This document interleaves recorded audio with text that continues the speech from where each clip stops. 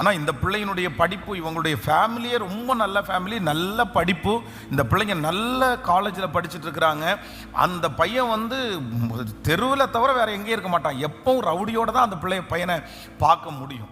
திடீர்னு பார்த்தா அவங்க அப்பா வந்து ஒரு நாள் வந்து அழுதுகிட்டே இருக்கிறாரு, பாஸ்டர் இந்த மாதிரி ஆகிப்போச்சு, என்ன பண்ணுறதுன்னு தெரில அப்படின்னு சொன்னால், நான் கல்யாணம் பண்ணி கொடுக்க முடியாதுன்னு சொன்ன உடனே அவன் வந்து நீ வந்துரு அப்படின்னு சொல்லிட்டு அந்த பிள்ளையை வந்து கூட்டிகிட்டு வர போயிட்டான்.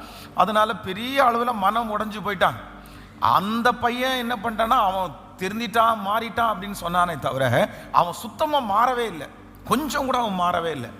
அவன் வந்து ரொம்ப வந்து ஒரு அந்த ரவுடித்தனம் அதெல்லாம் அவனுக்கு ஃபாலோ பண்ணிகிட்டே இருந்துச்சு. அவனுடைய ஃப்ரெண்ட்ஸ் அவனை விடவே இல்லை. அவன் நல்லவனாக வாழணும்னு நினச்சாலும் அவனை நல்லவனாக வாழ விடலை. அப்புறம் கடைசியாக ஒரு நாள் வந்து அந்த புள்ள வந்து தெரிஞ்சிருச்சு, ஓ இவனோட நம்ம தப்பாக நம்ம வந்து சூஸ் பண்ணிட்டோம், இது நம்முடைய வாழ்க்கை இல்லை அப்படின்னு தெரிஞ்ச உடனே வந்து இந்த புள்ள விலகிருச்சு.